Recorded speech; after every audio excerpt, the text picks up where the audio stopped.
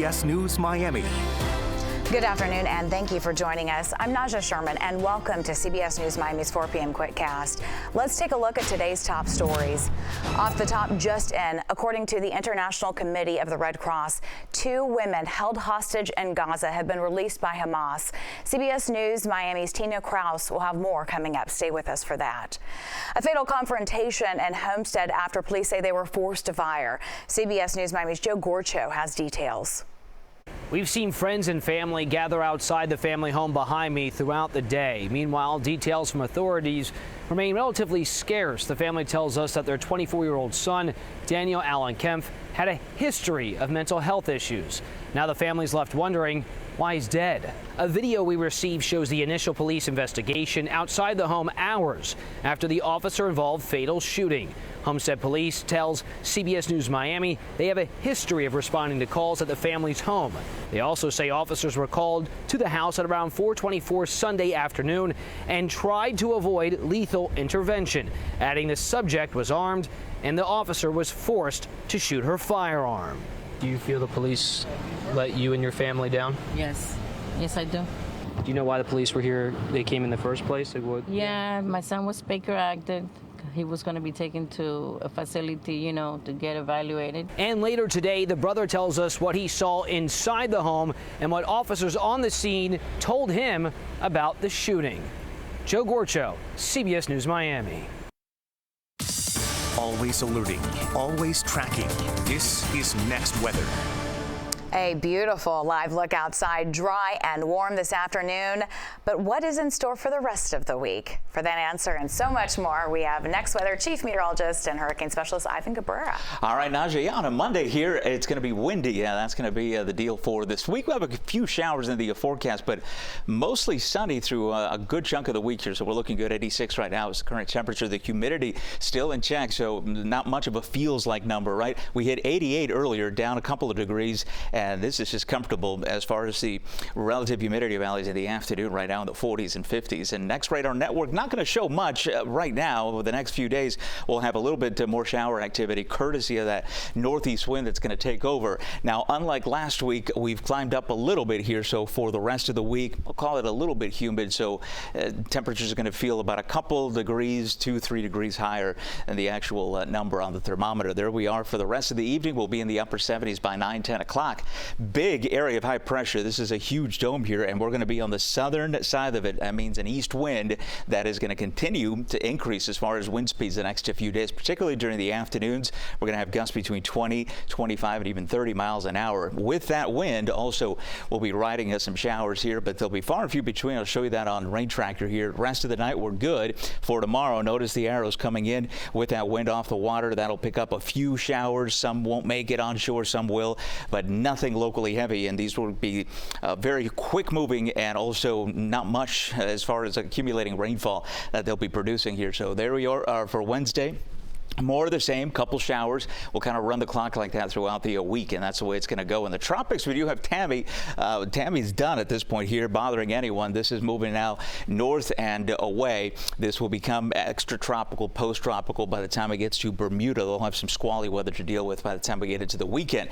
And then the National Hurricane Center has been monitoring this area across the southwestern part of the Caribbean. It looks very healthy. If we did not have, Central America in its way, I think this would develop into perhaps a tropical storm. Maybe it'll become a depression, but it's just so close to making it onshore that it just doesn't have time to do much. All right, temperatures then for tomorrow, along with the rain chances here holding at 20%. That's about the way they're going to stay with temperatures in the afternoon, getting into the mid-80s. So a fresh breeze. You're going to notice the wind this week, and you will not be able to ignore it, particularly as we peak on Thursday with sustained winds between 20 and 25. We'll keep temps in the mid-80s and rain chances low at 20.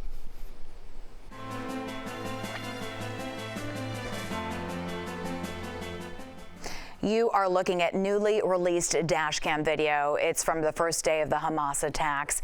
You can see Hamas militant groups stopping vehicles on a road in southern Israel.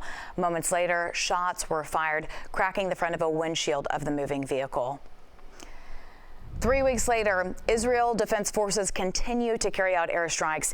Nearly 300 airstrikes have been fired over the past day, targeting Hamas militant groups in Gaza. Israel has ramped up airstrikes across Gaza as the threat of a ground invasion looms closer.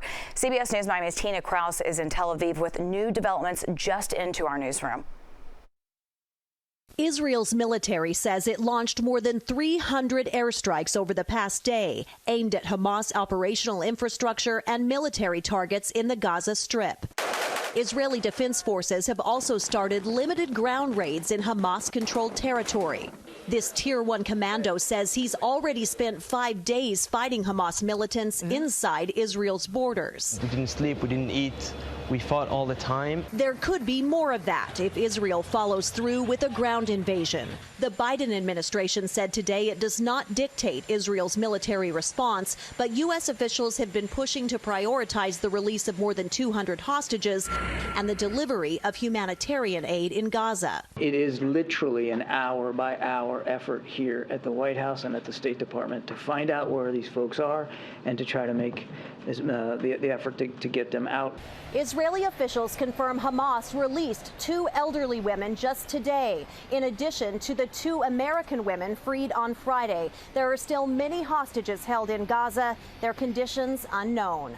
Rachel Goldberg has no proof her American-born son, Hirsch, is still alive. I really would love to talk to Hamas. I don't know of situations where people steal 85-year-old grandmothers and 2-year-old children and hippies who are dancing barefoot at a music festival. Israel Defense Forces released this video showing Hamas militants firing at cars the day of the massacre and checking their casualty count after. This is a situation that no democracy can live with. This helicopter pilot, deployed right after the attack, tells CBS News Israeli troops will do whatever it takes to protect their country. Tina Kraus, CBS News, Tel Aviv. 9 GOP candidates get a chance to make their case as to why they should be the next Speaker of the House. CBS News Miami's Natalie Brand has the latest. On day 20 without a Speaker of the U.S. House, Republicans are starting the process all over again. This is probably one of the most embarrassing things I've seen, because if we don't have a Speaker of the House, we can't govern. And every day goes by, we're essentially shut down as a government. 9 candidates are now vying for the gavel. They'll make their case to their colleagues behind closed doors Monday evening.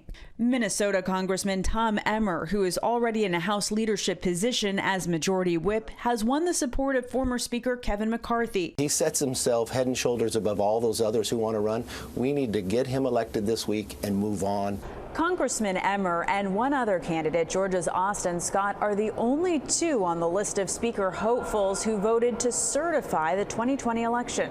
But Emmer's vote could put him at odds with ardent supporters of former President Donald Trump. Well, I think he's my biggest fan now because he called me yesterday and he told me I'm your biggest fan. So I don't know about that. Internal GOP divisions have made it impossible so far for any one lawmaker to gain the 217 votes needed for a majority on the House floor. Yet Republicans are hoping to unite behind a Speaker nominee as early as tomorrow. Natalie Brand, CBS News, Capitol Hill. Stay with us. More news when we come back. Welcome back. Now to Fins on CBS Miami. The Dolphins are now 5-2 on the season after falling to the Eagles Sunday night. The Dolphins trailed by 14 late in the second when Tua connected with Tyreek Hill for a 27-yard touchdown. Then in the third, we were all tied up, but from there, it was all Philly. The Eagles won 31-17. Most players put their best foot forward yesterday, so that is a good problem to have, but it is a problem that only benefits the Miami Dolphins. So we're leaving no stone unturned and making sure that we make the best decisions. Next up, the Fins will host the New England Patriots on Sunday, and your Dolphin station's got you covered. We get things started at 11 with the Coach Mike McDaniel Show, then Dolphins Weekly Live at 11:30. Kickoff is set for 1 p.m. right here on CBS Miami.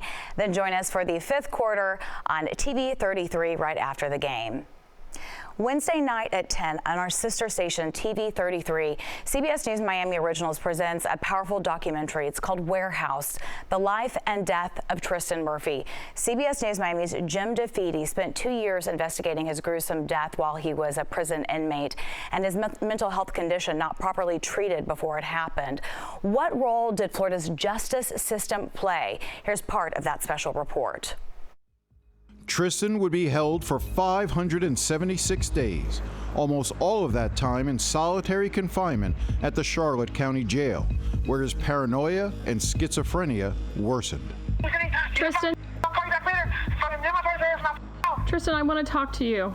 Tristin, can I talk to you? Yeah, Mom, I can hear everything you say, Mom, but I'm just telling you, they are being sincere, Mom. I'm trying to protect folks. That just did not sound like even your voice. Cindy started receiving disturbing calls from Tristin in the jail. He spoke in a bizarre series of voices that Tristin explained were coming through a chip in his head. Mom, I can hear the military in my mind from the chip, okay? They're passing messages out of my mouth. Mom, I love you, Mom. I have to be buried by the 5th.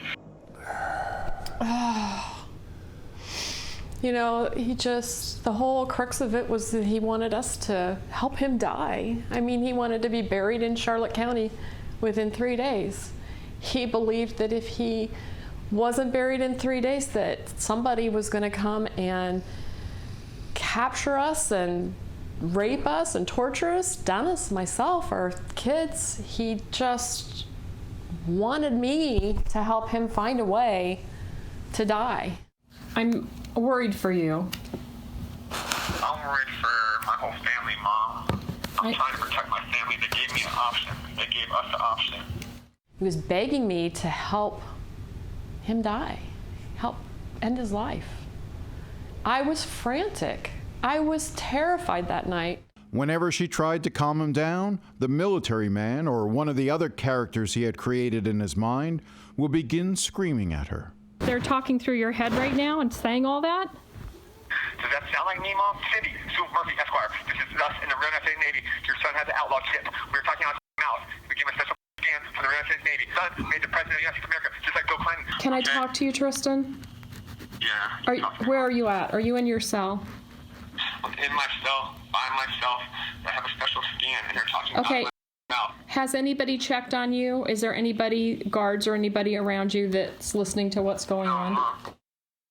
He's schizophrenic. He's off his meds. What do you think a person who spends 500 days in an isolation cell, what do you think happens to their mind during that time? Well, I know it. The worst place you can put somebody who's suffering from a mental disorder is within the jail. But you yourself even said it. He was refusing all treatment, refusing all medications. So at that point... But he's not in his right mind. I understand that. So what are you going to do? You're going to... But 500 days in your jail, and I'm not saying you have to provide treatment for him. You're not equipped to provide treatment for him during that time. But we do provide treatment.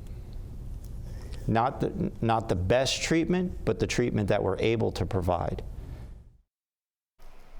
Watch Warehouse: The Life and Death of Tristin Murphy, Wednesday night at 10 on our sister station TV 33 and our CBS News Miami stream. You can also find it on CBSMiami.com, the CBS app, or Pluto TV. That's your Quickcast. I'm Najahe Sherman. Stay tuned for more news right here on CBS News Miami.